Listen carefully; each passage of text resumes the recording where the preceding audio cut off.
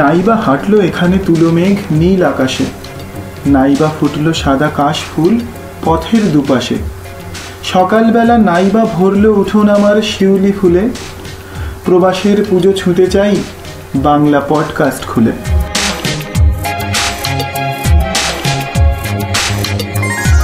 আমরা এসেছি Finland হেলসিঙ্কির Pujari association of ফিনল্যান্ডের mister Utpal পোদ্দারের কাছে। নমস্কার মিস্টার পোদ্দার।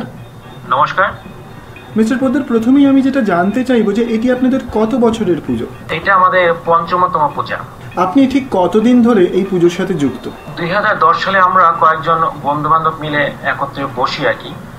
তখন আমরা সকলে একত্রে আলাপ করি যে কিভাবে দুর্গা পূজাটা করা যায়, কিভাবে প্রতিমাটা আনা যায়। তখন সকলের একটা উৎসাহ পেলাম, তখন থেকেই আমরা শুরু করি আর কি। আপনি যদি এবার এই পুজোর ব্যাপারে কিছু জানান যে কবে হচ্ছে এবার পুজো, কোথায় হচ্ছে?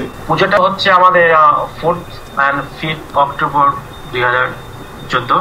আর সাধারণত আমরা ফিনল্যান্ডে শনি এবং রবিবারের দিনই পূজা করে থাকি। গত 4 বছর আমাদের এক নেপালি পুরোহিত আমাদের পূজার পৌরোহিত্য করেছেন, কিন্তু এবার আমাদের কলকাতার এক বাঙালি মিস্টার শঙ্খদীপ মুখার্জি তিনি এবার পূজা করবেন এবং তিনি প্রায় 300 কিলোমিটার দূর থেকে আমাদের পূজা করতে আসবেন।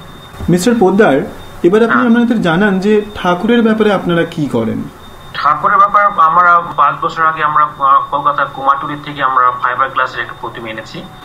আপাতত আমরা এই মুহূর্তে এই বছর এটা পূজা করছি, তো ভবিষ্যতে আমরা আশা করছি আবার নতুন প্রতিমা আনবো। আচ্ছা মিস্টার পোদ্দার, তাহলে সারা বছর ঠাকুর কোথায় থাকেন?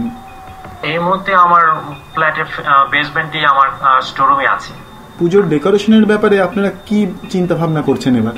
আমাদের পুজোতে এক বাঙালি বন্ধু প্রদীপ সাহা তিনি আমাদের ডেকোরেশন করে থাকেন। মিস্টার পোদ্দার, এবার খুব ভালোভাবে যেটা জানতে ইচ্ছে করছে যে বাঙালির তো রসনায় তৃপ্তি, আর পুজো মানেই পুজোর স্পেশাল মেনু। তো সেই পুজোর স্পেশাল মেনুর ব্যাপারে যদি আপনি আমাদের জানান যে কবে কি খাওয়াচ্ছেন। এই বছর আমাদের স্যাটারডে আমাদের মেনু আছে বাসমতি রাইস, ডাল, ভেজিটেবলস আর চাটনি। আমাদের বিভিন্ন বৌদিরা বিভিন্ন ডিজার্ট নিয়ে আসেন। আর সানডেতে আমরা বাসমতি রাইস রেখেছি, আর স্যালমন ফিশ রেখেছি, আর একটা ডাল রেখেছি, আর ভেজিটেবলস রেখেছি। আর দুর্গাপুজোর যে আসল যেটা না হলে হয় না, যেটা হচ্ছে দুর্গাপুজোর লাড্ডু। এই লাড্ডুটা আমরা প্রচুর করে বানানো হয় এবং দশমীর দিনে আমরা প্রচুর সবাইকে লাড্ডু মুখ করি। পুজোতে অনুষ্ঠানের কি কি হচ্ছে আপনাদের ওখানে যদি আমাদের জানান।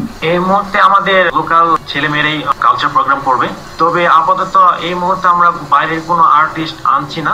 অদূর ভবিষ্যতে হয়তো আমাদের বাজেটের উপর ডিপেন্ড করে, আমাদের যদি সে ধরনের বাজেট হয় তাহলে আমরা বিদেশি আর্টিস্ট নিয়ে আসবো।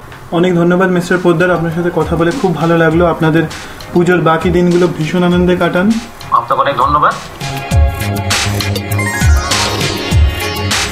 এইভাবেই তৈরি হচ্ছেন প্রবাসী বাঙালিরা।